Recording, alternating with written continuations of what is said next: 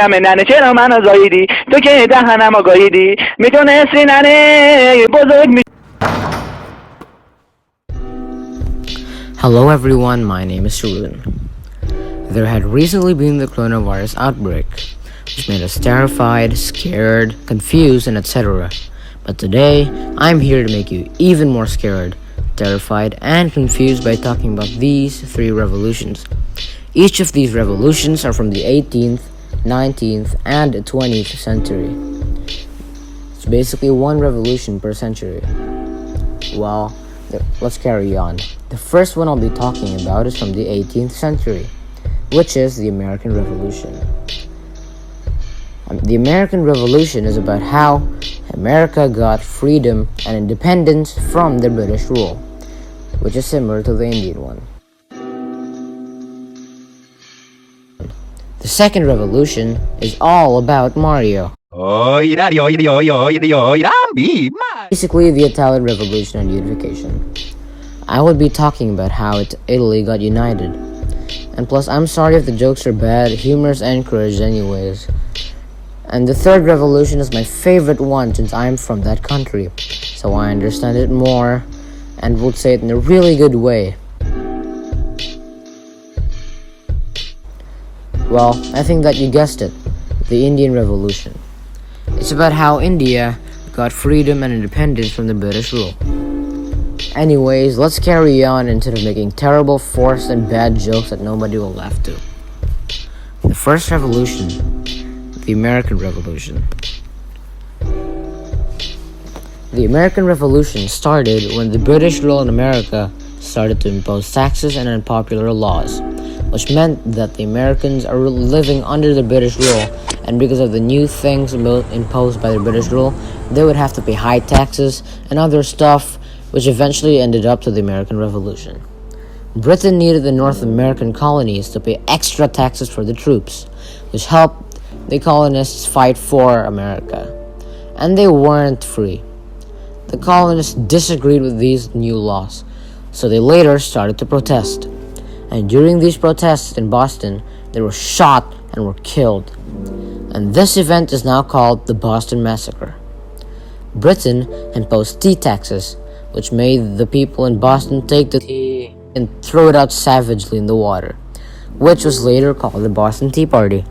Many events such as these happened, and America finally got its independence and freedom from the British rule.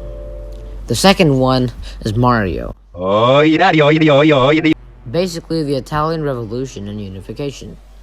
The Italian Unification was a social and political process that occurred between the 19th and the 20th century. Well, it's still a revolution from the 19th century because of how it started in the 19th century. Let's carry on. It was a process that unified disparate kingdoms in Italy. In case you don't know what that means, there.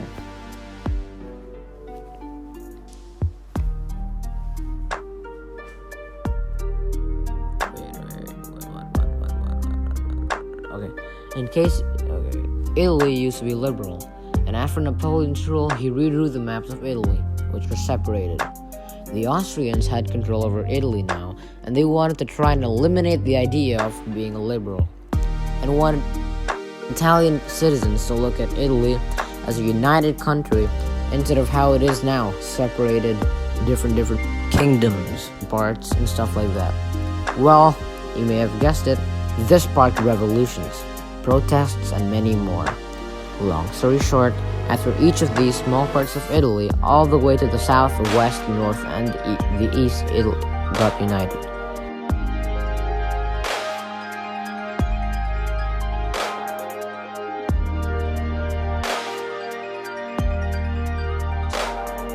The third one is the Indian Revolution.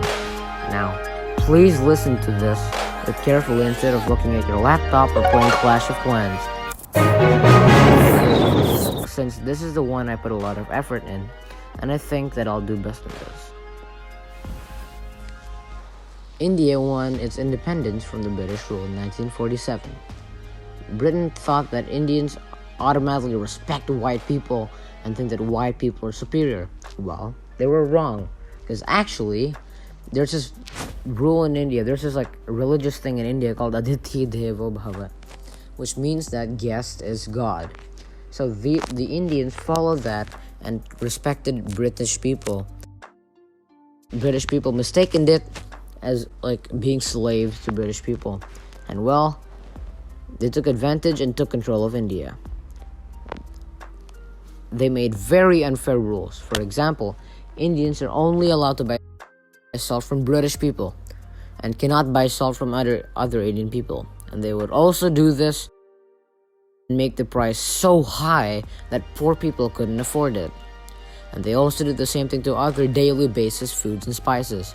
This made poor people hungry, and there are some cases where poor people had to suffocate or die out of hunger.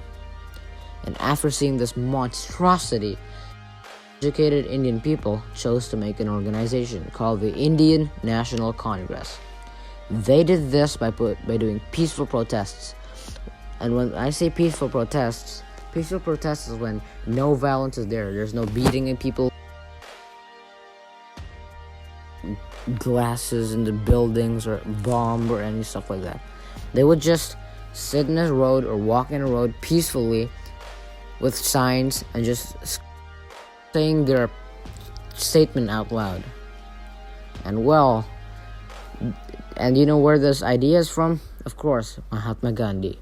Since Mahatma Gandhi was one of the leaders of the Indian National Congress. Mahatma Gandhi then controlled over this and continued these protests, which later resulted him into being jailed. In 1939, it was World War II.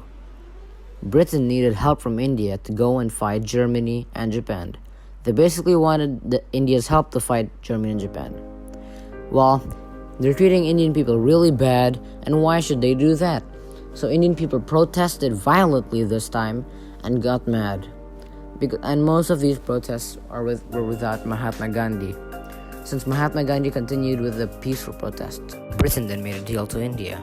They said that after the war, they will give freedom and independence to India. And well, after the war, Britain finally gave freedom to India with the separation of India and Pakistan. India then finally declared its independence in 1947.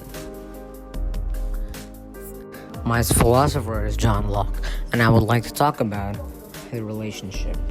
So basically, the relation between the philosopher John Locke and these revolutions is because of how John Locke introduced the idea of revolutions. He said that people may revolt if the government does anything wrong or anything like that. And this is how it happened.